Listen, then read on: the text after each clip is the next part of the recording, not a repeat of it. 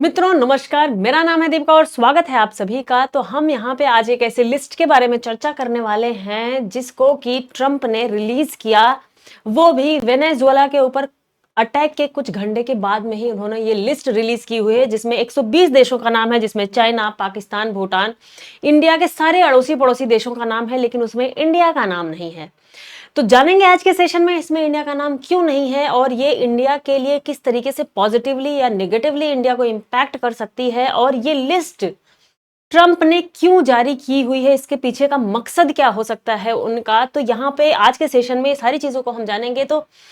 हमारे साथ में बने रहिए पूरे के पूरे सेशन को देखने के लिए। तो बात क्या यहाँ पे हो रही है कि ट्रंप ने जो ये लिस्ट जारी की हुई है, इन्होंने एक लिस्ट ये जारी की जो कि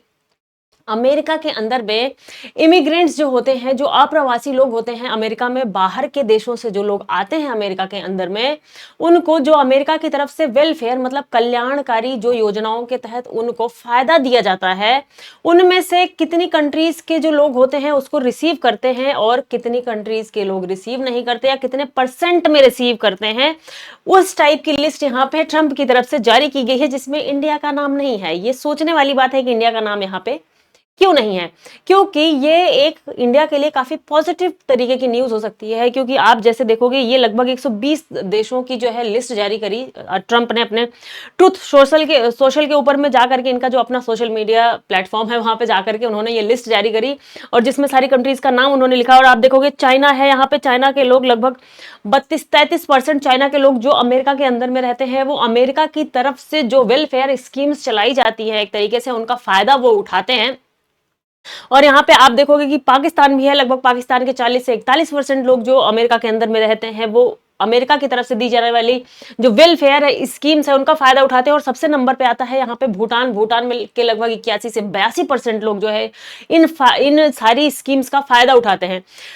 डायरेक्टली ऐसा तो नहीं बताया गया है एग्जैक्टली कि कौन कौन सी स्कीम्स या कितने टाइम तक की स्कीम्स के बारे में बात की जा रही है, नॉर्मल इन चीजों का मेंशन नहीं किया ट्रंप ने, लेकिन उन्होंने इस तरीके की लिस्ट बस दिखाई है कि इसको नाम उन्होंने दिया इमिग्रेंट्स वेलफेयर रेसिपिएंट्स, मतलब उनको प्राप्त करने वाले जो इमिग्रेंट्स हैं, वेलफेयर को प्राप्त करने वाले, उसके नाम से इन्होंने ये लिस्ट जारी करी। अब बात लेकिन यहाँ पे इंडिया की क्यों हो रही है, इंडिया इस लिस्ट में शामिल क्यों नहीं है, क्योंकि जो इनका थ्रेश होल्ड है, जो सबसे निचला इनका एक थ्रेश होल्ड मतलब सबसे मिनिमम जो एक क्राइटेरिया होना चाहिए कि इतने लोग वेलफेयर स्कीम्स को प्राप्त करेंगे तो ही वो इस लिस्ट में आएंगे। और यहाँ पे कहीं एक बात ये कही जा रही है कि इंडिया के जो लोग हैं अमेरिका के अंदर में, वो जो है इनके इस थ्रेश होल्ड में नहीं आते। मतलब इसका क्या हुआ कि जो इंडिया के लोग हैं वो काफी ज्यादा अर्न करते हैं अमेरिका के अंदर में, और वो काफी ज्यादा अमीर लोग हैं, मतलब काफी बिलियनियर्स रहते हैं, मिलियनियर्स रहते हैं इंडिया के अमेरिका के अंदर में। इस वजह से जो इंडियंस हैं वो इनके वेलफेयर स्कीम्स का कोई इस तरीके का जो कल्याणकारी योजनाएं होती हैं, आप कह लो इंडिया के जो शब्दों में, तो उन योजनाओं का फायदा वो नहीं लेते हैं, क्योंकि उनके पास खुद ही इतना ज्यादा पैसा है कि उनको लेने की जरूरत ही नहीं पड़ती है। तो आप सोचो कि इंडिया के जो लोग हैं, इंडियन ओरिजिन के जो लोग हैं अमेरिका के अंदर में रहते हैं, वो कंप्लीटली एक तरीके के कंट्रीब्यूटर्स हैं अमेरिका के लिए। मतलब अमेरिका को वो प्रोवाइड ज्यादा करवा रहे हैं। आज के टाइम पे अमेरिका की जो इकोनॉमी है वो काफी कुछ जो है उसमें कंट्रीब्यूशन है जो इंडियन ओरिजिन के लोग हैं। और आप देखो कि आप इन चेहरों से कहीं ना कहीं परिचित होंगे ही, और ये इनमें से लगभग सारे चेहरे, बहुत से ऐसे चेहरे जो दुनिया की सबसे बड़ी जो मल्टीनेशनल कंपनीज हैं उनके हेड हैं। यहाँ पे कई लोग आप देख पा रहे होंगे, सुंदर पिचई वगैरह सारे लोग, सत्या नडेला को भी आप देख पा रहे हैं। तो बात यहाँ पे जो हो रही है कि इस लिस्ट में जो इंडियंस नहीं हैं उनका जो इनकम है, जो इंडियंस का एवरेज इनकम है अमेरिका में, जो अमेरिकन्स हैं उनके इनकम से काफी ज्यादा हाई है इंडियंस का जो एवरेज इनकम है, जो इंडियन अमेरिकन्स हैं अमेरिका के अंदर में रहते हैं। तो इस वजह से देखने की बात यह है कि आप देखो ये जो यहां पे देखिए, आपको दिखाते हैं हम 120 कंट्री को इन्होंने जो है कवर किया वहां पे। और दूसरी चीज कि लगभग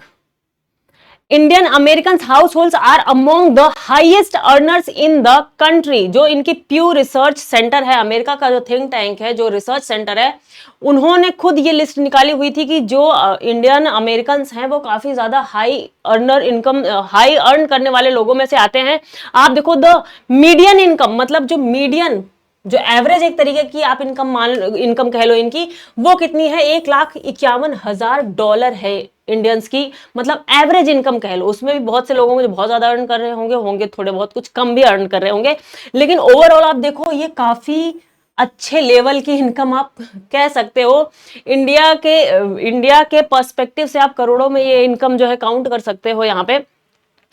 For households led by Indian immigrants,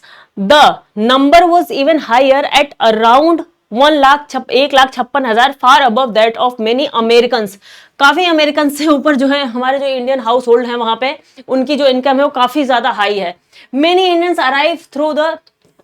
जो हमारे इंडियन अमेरिकन हैं यहाँ से वो जाते ही कैसे हैं, देखिए अब यहाँ पे बात ये होगी कि ये इंडिया के लिए एक काफी पॉजिटिव न्यूज भी आप कह सकते हो और आप इसको जो है एक नेगेटिव न्यूज भी कह सकते हो कि इंडिया का इतना बड़ा जो ब्रेन है, जो हमारे इंडिया का इतना बड़ा दिमाग है कह लो आप, इतना स्किल्ड जो लेबर है, क्योंकि जो ये लोग अमेरिका के अंदर में जाते हैं सारे के सारे अमेरिका के काफी स्किल्ड जो प्रोसेस होता है उसके थ्रू ये जाते हैं वहां पे, थ्रू स्किल्ड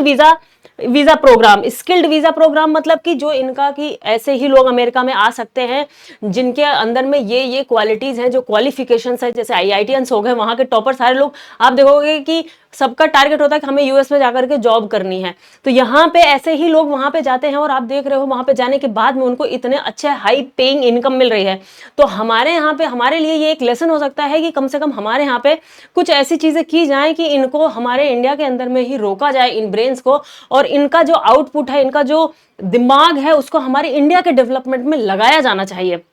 और आज के टाइम पे देख रहे हो आप इंडिया को थ्रेट पे थ्रेट कहीं ना कहीं किसी ना किसी तरीके से जो है, कहीं अमेरिका जो है इस तरीके की बातें बोल दे रहा है इंडिया को लेकर के, जिसको लेकर के काफी डेरोगेटरी बात कही जा सकती है, ऐसा नहीं है, वो अमेरिका का कह लो अहंकार है एक तरीके का। ऊपर से फिर आप चाइना देखोगे, अरुणाचल प्रदेश को लेकर के उसका अलग ही ऑब्सेशन चल रहा है इस टाइम पे, वो अलग ही चीजें करता रहता है।